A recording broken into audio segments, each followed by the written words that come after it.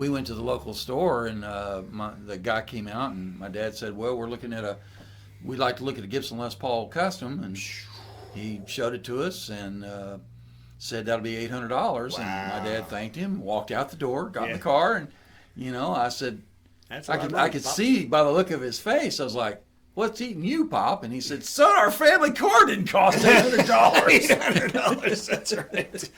And of course, he was right. And then, of course, the next thing he said was faithful. He said, "You want one of those, you better learn how to build one, because I will never pay $800 for no hunk of wood." No kidding. That's what he said. And that set me He on said, the "All right, path. Pops, here it goes." And the really bad thing was, I spent the next 2 years mowing grass, and in 1977, an acre of grass would only get you about $5, maybe $7. Oh, I remember. if I you was were lucky. I was in the business in Cleveland, Ohio at that time. It's tough I was in business. the same business trying to buy myself some baseball shoes. I spent 2 full years mowing grass, doing odd jobs, changing oil, whatever I could do for the local people in the community to gather up enough cash to buy some wood and a router and a little jigsaw and some chisels and that kind of stuff and the tools.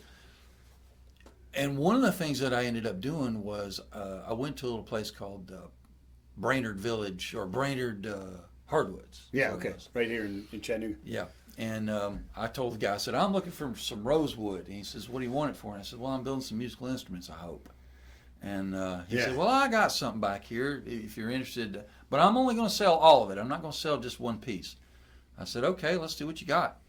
And he walks back there and he shows me a big pile of rosewood that was, about 3 inches wide, about 28 inches long, about an inch thick or so. Beautiful. And Beautiful. It was a nice, pretty pile of rosewood. Yeah. And but it was unusual. It was not dark brown. It was kind of this Well, I mean, yeah. kind of light brown. Here's one of those pieces right here. Right. Well, Kind of hold that up there so they can see. Yeah. the guy had like 200 board feet of it, It's beautiful stuff. and he said you can have it all for $200.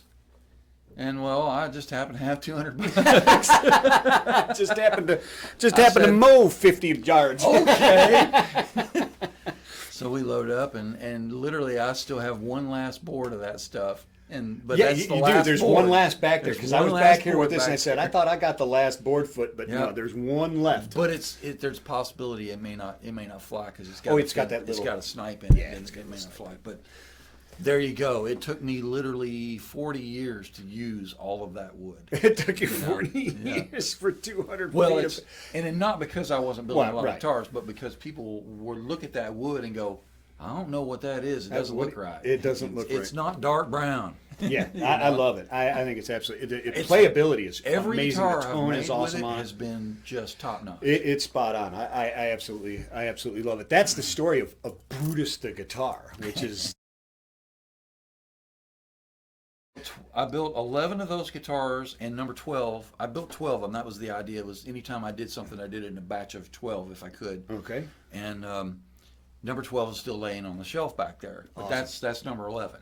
Very cool. So Very it's- cool. It's the last one to ever get built. Very cool. So, one question. Mm-hmm. One last question. If somebody's out here watching this, they came across there, they saw a story of Brutus. I don't know what the hell it is, but they started watching, and they got interested in here, and they're sitting there, and they're like you or I were when we were young, going, "Man, guitars are so cool.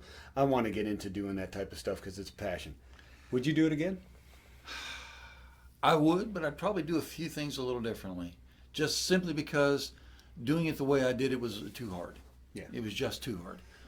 It would have made more sense had I gotten a regular job and gotten a few of the important things out of the way and finished, and then began to maybe do guitars a little later on in my career. But for what it's worth, I'm 58 now. I've been doing it for 42 years. I feel like I have a leg up on some of the young ones, and I know I have a leg up on the guys who just use CNC machines and don't really know anything about their wood, because I look at their guitars and I see it all the time. Yeah. You don't know how to pick wood. You don't know the wood. And Yeah. wood is everything. If you're not getting the Yeah. grain structure correct and the wood correct, you're not getting the most out of that instrument. And unfortunately, that's one Yeah. of the things I learned when I was at Gibson. They get in a truck of 20,000 board feet of wood, they chunk it all in the machines, and by lunchtime, it's all blanks. It's all guitar blanks. Right. Some pieces of that wood don't should make not it. have been. They should never been made even in considered as a guitar. They're not even good furniture wood. Okay, Yeah, some of them. yeah, That's not to say that Gibson doesn't make good guitars. They absolutely do. absolutely.